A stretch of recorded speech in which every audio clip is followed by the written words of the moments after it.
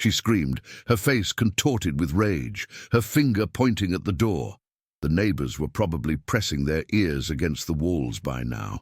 I just stood there, letting her words wash over me like waves on weathered stone. 35 years of marriage had taught me patience, if nothing else. When she finally paused to catch her breath, I reached into my jacket pocket and unfolded the document I'd been carrying for 3 days, waiting for this exact moment. "What's that supposed to be?" Barbara spat. I smiled for the first time in months. "The deed to this house, my house now." Before we continue, make sure to subscribe to the channel and tell us in the comments where you're listening from. I wasn't always this calm in the face of Barbara's storms. When we first met at a community college dance in 1980, I was mesmerized by her energy, her ambition, her ability to command attention in any room. I was 23, working construction during the day and taking night classes, hoping to become an architect someday. Barbara was studying business administration and had plans, so many plans, for a life bigger than our small Midwestern town could contain. We married 6 months later. Too fast, my mother warned, but I was in love with Barbara's dreams as much as with Barbara herself. I dropped out of school to work full-time, promising myself I'd go back once we were financially stable. Barbara got pregnant with our first child, Michael, and then Emma came along 2 years later. The architect dream faded, replaced by the more immediate needs of mortgage payments and diapers. I was good with my hands. Construction work paid the bills, and I moved up from general laborer to foreman over the years. Barbara started selling real estate when Emma entered kindergarten. She had a natural talent for it, could walk into a rundown property and immediately see its potential, could convince buyers they weren't just purchasing a house, but investing in a future. Our home became a showcase for her success. Every bonus meant new furniture, updated appliances, landscaping that made the neighbors envious. I built most of it myself. The deck where we hosted summer barbecues, the built-in bookshelves that Barbara filled with decorative objects rather than books, the master bathroom renovation with the marble countertops she insisted we needed. "Charles," she'd say, gesturing around our living room when her colleagues or clients visited, "built all of this with his own hands." The pride in her voice warmed me, even as I noticed she never mentioned my ideas or input, just my labor.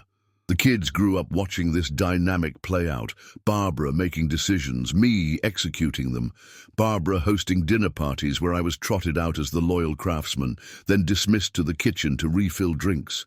When Michael turned 16 and announced he wanted to study engineering, Barbara immediately began researching top universities. When he got accepted to Cornell, I worked overtime for months to help cover what the scholarships didn't. Emma was more like her mother, ambitious, social, with a flair for the dramatic. She barely acknowledged my existence during her teenage years, except when her car needed maintenance or she wanted spending money. Barbara encouraged this independence, calling it girl power. But to me, it felt like something else, a slow erosion of respect. I built a workshop in the backyard where I could escape when the house felt too perfect, too staged. Among my tools and half-finished projects, I found peace. Sometimes I'd sit out there for hours, just watching birds at the feeder I'd constructed, listening to the wind in the maple trees I'd planted when we first moved in. "Dad's in his cave again," I'd overhear Emma tell her friends, rolling her eyes. "He's such a hermit." The distance grew. Barbara's real estate business thrived. She opened her own agency, specializing in luxury properties. Our home renovations became more frequent, more expensive. We weren't keeping up with the Joneses. We were becoming the Joneses others tried to keep up with. I turned 58 and realized I'd spent my entire adult life building someone else's dream. The savings account that was supposed to fund my return to college had been emptied years ago for Emma's wedding. The architectural drafting table I'd bought myself as a 40th birthday present sat in the corner of my workshop, covered with a tarp and dust. "We should travel," I suggested one night over dinner, shortly after my retirement. "See the Grand Canyon, drive up the Pacific Coast Highway. Simple stuff, just us." Barbara glanced up from her phone. I can't take time off right now, Charles. The spring market is about to explode. She returned to scrolling through property listings. Maybe in the fall then, I persisted. We've never really taken a vacation, just the two of us. She sighed that familiar sigh, the one that said I was being difficult. What would we even talk about for 2 weeks in a car together? The question hung between us, unanswerable. That night, I lay awake beside her, listening to her measured breathing, wondering when we'd become strangers, sharing a mortgage. When had my value to her become purely functional? When had I accepted that role? I started making small changes, enrolled in a community college art class, joined a hiking group, volunteered at the local elementary school, teaching kids basic woodworking. Barbara noticed but said nothing, at least not directly to me. I overheard her on the phone with Emma. Your father's going through some kind of delayed midlife crisis. Last week, he came home with paint on his clothes. Paint. The divorce announcement came on a Tuesday evening in April. I'd just finished planting tomato seedlings in the garden when Barbara called me inside. She sat at the kitchen island, a folder of papers in front of her. This isn't working anymore, Charles, she said, her voice businesslike, as if declining a low offer on a house. I've spoken with a lawyer. Everything can be handled quickly if you don't contest anything. I stood there, soil still under my fingernails, trying to process her words. You want a divorce? Want is a strong word, she replied, sliding the folder toward me. I need a different life at this stage. We've grown apart. You must see that. I did see it, had seen it for years. Still, the finality of it knocked the wind out of me. What about the house? I asked, thinking of my workshop, my garden, the trees I'd watched grow from saplings. The house is in my name, Barbara said, not meeting my eyes. It's my primary business asset, but I've arranged for you to stay in that rental property of mine on Elm Street. It's small, but it should be adequate for one person. Adequate. Like I was a storage requirement, not a husband of 35 years. The divorce proceeded exactly as Barbara planned. The judge barely looked at me during the hearing. Barbara's lawyer presented me as a simple construction worker who had benefited from my wife's financial acumen throughout our marriage. My contributions, the physical labor, the childcare while she built her career, the emotional support during her father's long illness, none of that appeared in the legal documents. Michael flew in for the hearing, sitting in the back of the courtroom, his expression unreadable. Emma didn't come at all, sending a text that she couldn't handle the drama right now. Barbara got the house, most of our savings, and her thriving business. I got the adequate rental, my tools, and my truck. I moved out on a rainy Sunday, loading the essentials into my pickup. Barbara supervised from the porch, arms crossed, making sure I didn't take anything that wasn't explicitly listed in the settlement. The garden bench stays, she called out as I walked toward the wooden seat I'd crafted for our 25th anniversary. It's part of the landscaping. I left it behind, along with 3 decades of memories embedded in the walls I'd painted, the floors I'd installed, the life I'd built and lost. The rental on Elm Street was indeed small, a 2-bedroom bungalow with dated appliances and a postage stamp yard.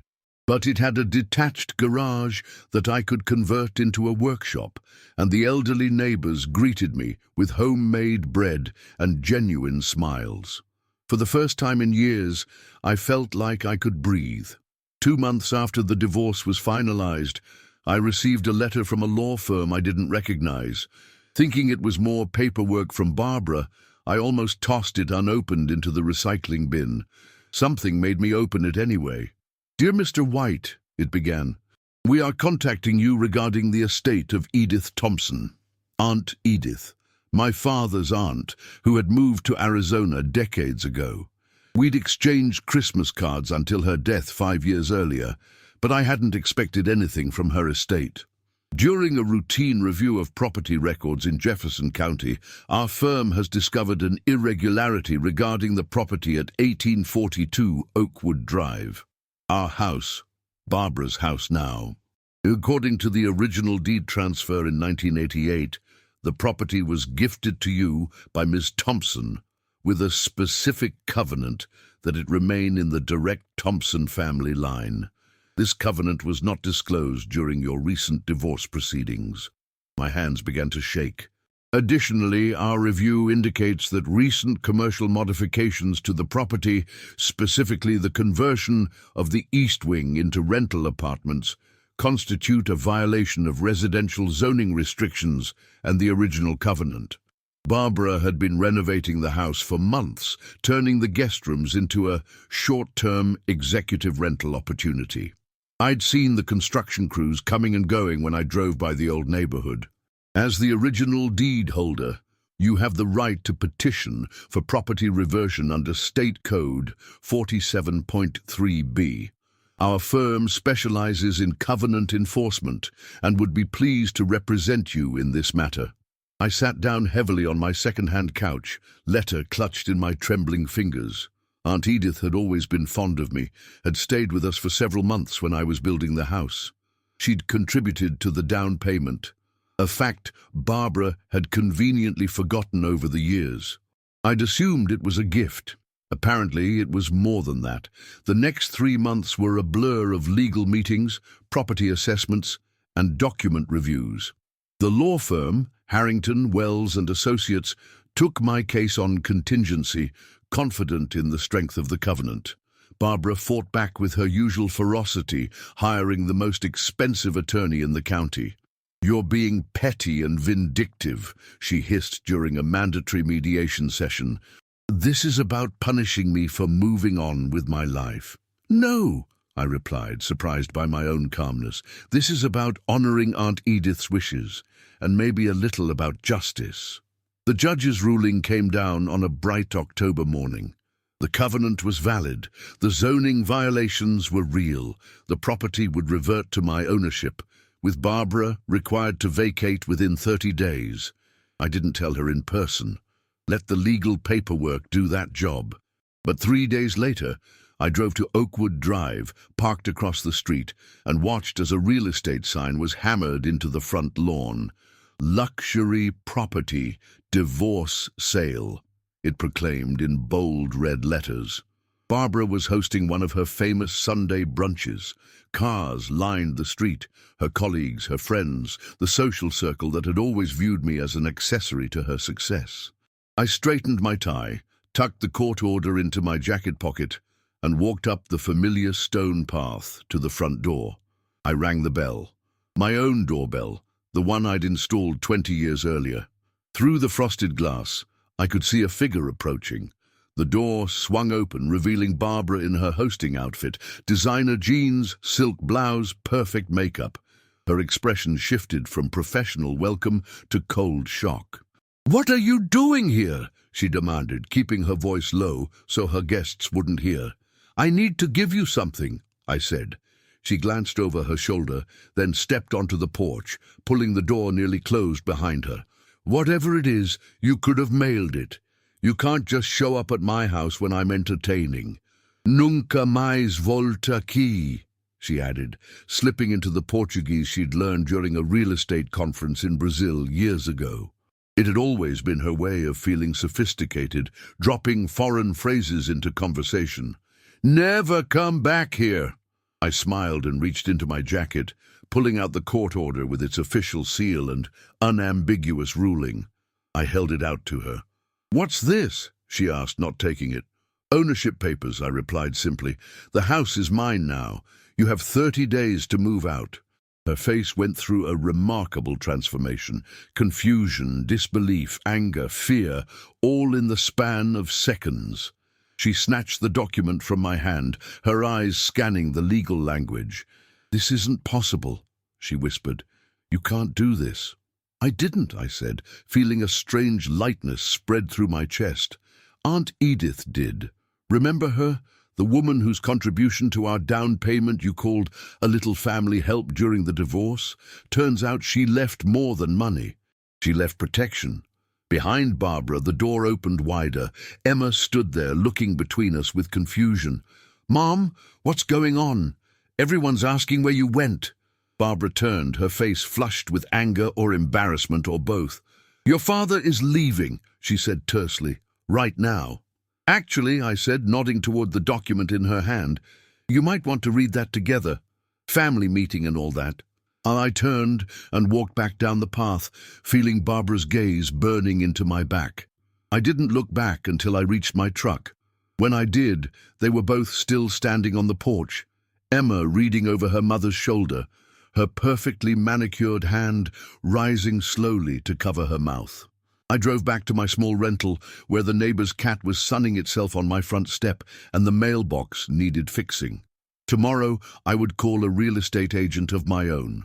I had no desire to move back into the house on Oakwood Drive. Too many ghosts lived there now. But selling it would provide enough money to buy something modest but comfortable, with a proper workshop and maybe a sunroom for starting seedlings in the spring. As I pulled into the driveway, my phone buzzed with a text from Michael. "Dad, Emma just called me in hysterics. What happened?" I smiled as I typed back, "Justice. Also, how do you feel about a road trip to see the Grand Canyon next month? My treat." The phone rang almost immediately. Michael's voice came through, a mixture of confusion and amusement. "Dad, did you just evict Mom from her own house?" "Not her house," I corrected gently. "Never really was. Want to hear the whole story?" "Yeah," he said, and I heard something in his voice I hadn't heard in years. Respect. "Yeah, I really do." That night, I sat on my small porch with a cold beer, watching the sunset paint the sky in shades of orange and purple.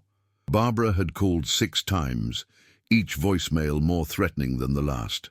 Emma had texted a single question mark, followed hours later by, "We need to talk. I would deal with them tomorrow."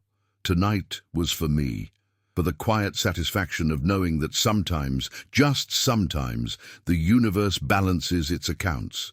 That the man who spent decades building other people's dreams hadn't been forgotten after all. I raised my bottle to the darkening sky. "Thanks, Aunt Edith," I whispered. "Your timing was perfect." If you enjoyed this story about long-awaited justice, please like this video and subscribe to the channel for more powerful narratives. Share your thoughts in the comments below. Have you ever witnessed karma coming full circle? To hear our next story about family secrets and unexpected redemption, just click the box appearing on your screen now. Thank you for listening. Your support means everything to us.